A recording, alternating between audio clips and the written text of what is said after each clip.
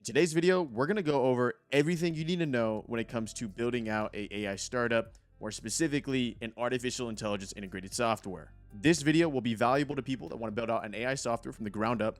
Alternatively, if you don't want to code it and you want to actually hire a team to build out the software, I'm going to show you the infrastructure required and that is optimized for the context of AI software. Therefore, whether you're coding it or purchasing a team or hiring a team, you will have insight on what to use, how to use, and why to use. Let's jump in. Welcome back, y'all. In this video, I am doing it because I've received a ton of comments in the context of building out your own AI software, the tools required. I even received comments on how do I hire a development team.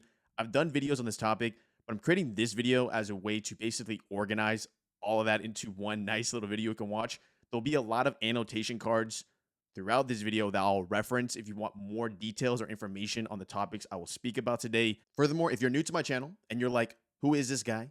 How is he qualified to even talk about this topic? Currently, I'm developing my own AI software called TubeStamp.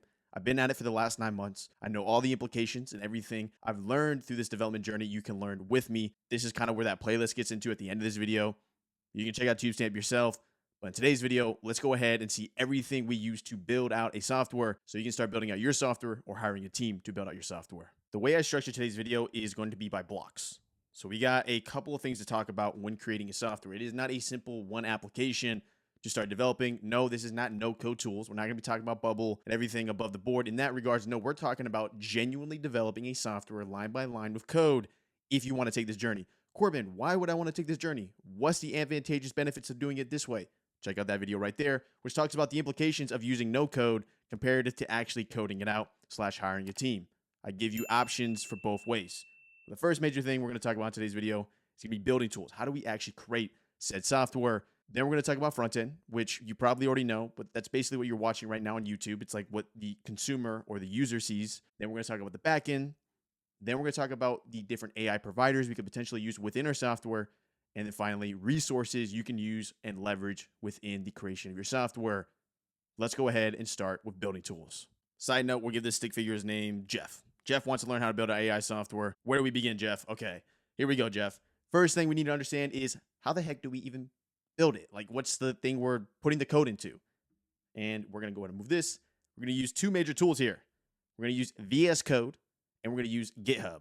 The description of this video is going to be very link heavy. I'm going to go ahead and leave links to basically everything I reference in today's video. So you can go ahead and just scour through the description to kind of click off and find the ones that you are interested in. On top of that, I will give the pricing associated with each one of these softwares / tools. To start off here, VS Code and GitHub, completely free. Therefore, to get started, go ahead and just download VS Code. With VS Code, you're going to be able to not only add extensions, which are useful, but overall, this is where you're going to be building out your software locally on your machine, which we'll get into a little bit later. The second major one that we're actually need to actually build the software is going to be GitHub. If you're familiar with development or you've coded, you have 100% heard of GitHub. So this is probably a no-brainer for a lot of y'all. If you don't have an account yet, it's free. Proceed. Go ahead and sign up. This is where we're going to be able to push our local branch to our development / staging / production branch that we use within our software. Corbin, what are branches? What are you saying here? Branches are our different versions of the software. So our local branch is when we run emulators on our local machine.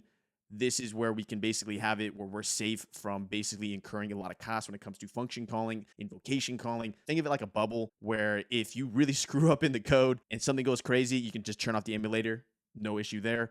Your staging or QA is where we're going to be producing a check before we push to our production, which is going to be the live facing website, web app, whatever you may say on your software. Knowing this, these are going to work hand in hand. You're going to want to use these as your building tools. Let's jump over to front end. Coming over to front end.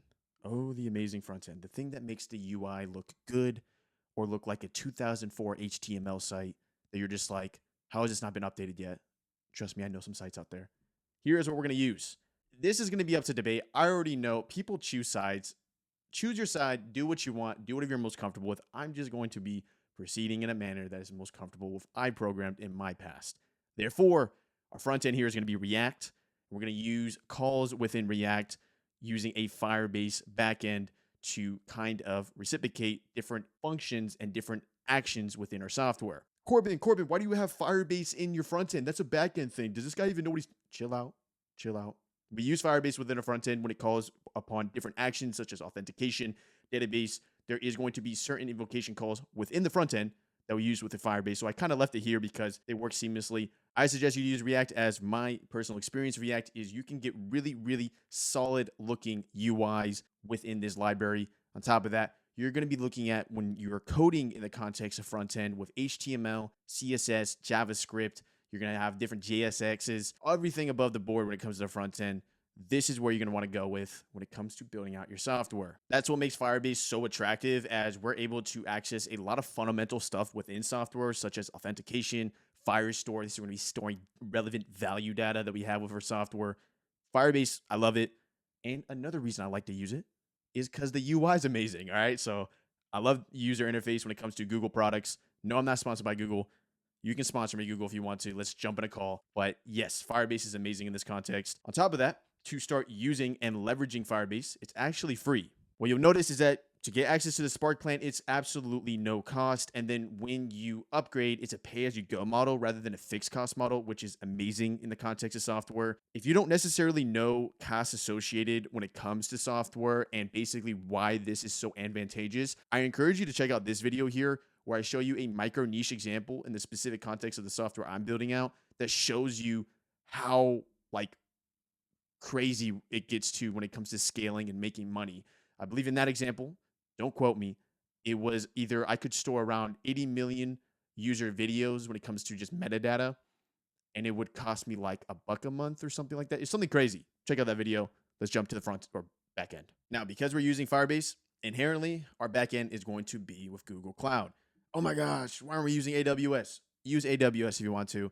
I'm not going to argue you all in the comments. If you like it, you don't. If you don't, you don't. Choose whatever you're comfortable with, y'all. Side note, what I'm noticing in the AI space is people get really toxic about what AI model you use. Chill out. Just use the one you like. If you like Gemini, use it. If you like Perplexity, use it. I like ChatGPT. I'm going to use it. For our backend, though, we're going to use Google Cloud Functions, and we're going to use Python.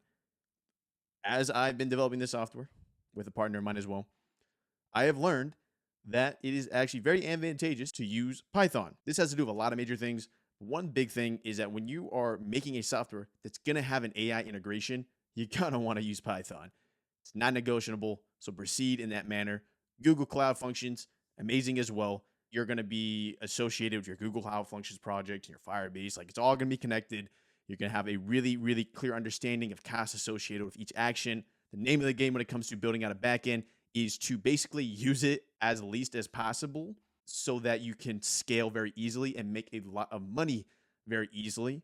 Therefore, your front end has to be optimized when it comes to handling certain data points and reference points within your software and within your workflow.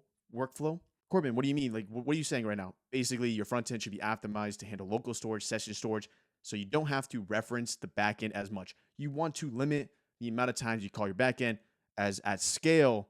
If you have a very optimized and functional backend, you're going to be able to make a lot more return on your underlying value you provide.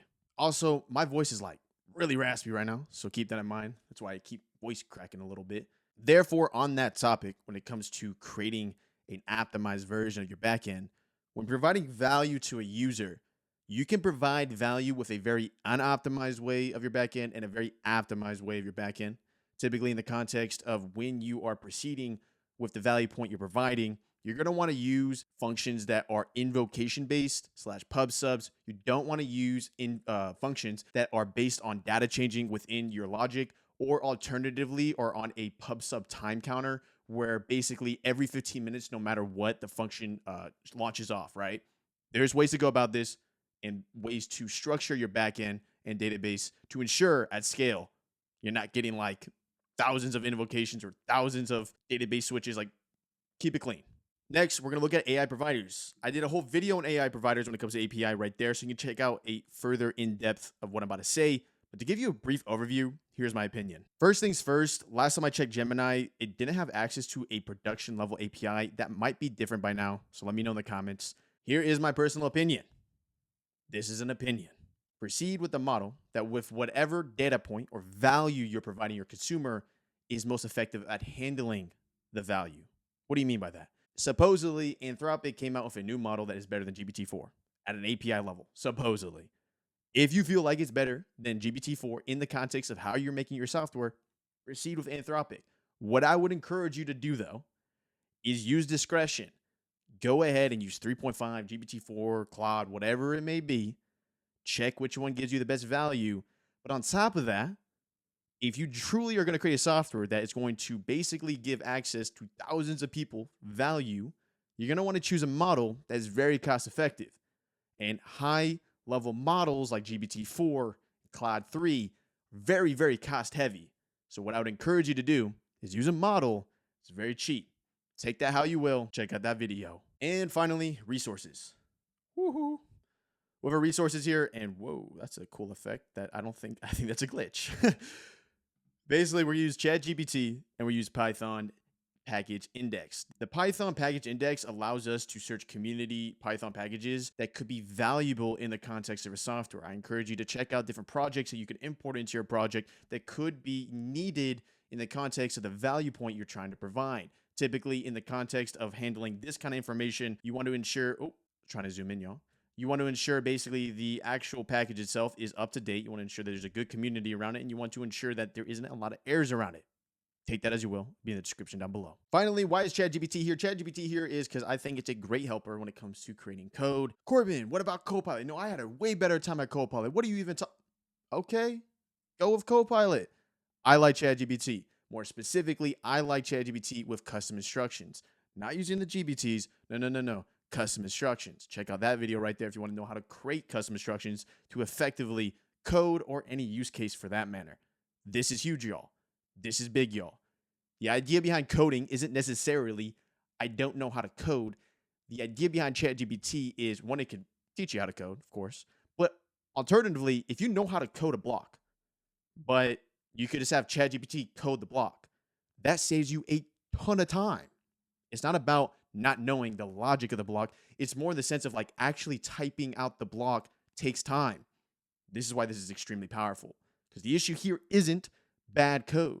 The issue here is more specifically the user doesn't know the right code, therefore doesn't know how to proctor it to give you the right code.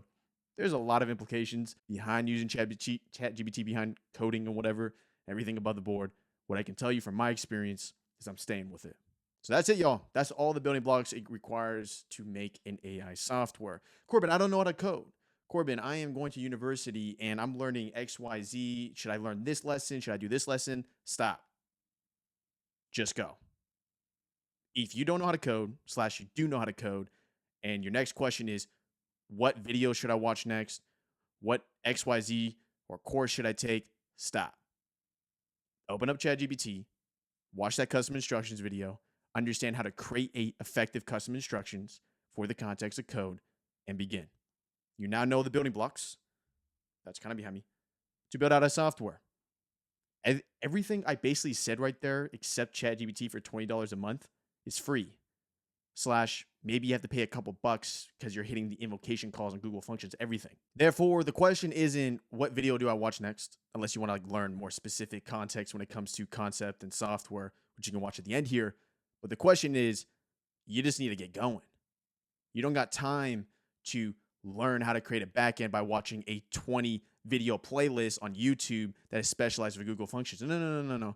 Start building it. Start using ChatGPT as your educator and proceed. The most powerful thing you can do in the next 5 years is effectively learn through video and through text. More specifically, text when it comes to ChatGPT and coding. These kind of videos I show you on this channel are very much like, here are the tools, hit the hammer on the nail. The actual hammering on the nail takes time and takes learning. I do plan on doing an entire playlist dedicated to coding out an entire software live, but to be honest with y'all, I'm currently coding out a software, so it'd be like pretty heavy on my day to do like a video on coding software and then coding software in there later in the half of the day. Like, we'll keep it as it is. That is coming in the future. But biggest advice I can give to you is watch videos like this that give you context, but then proceed. So check out the video or check out the playlist at the end here if you want more context of software, income, revenue, very niche cases when it came to building out my software, everything above the board. I'll see you in the next video. This is the playlist I was referring to, from concept to software. That's a random video. That's my face. I'll see you in the next video.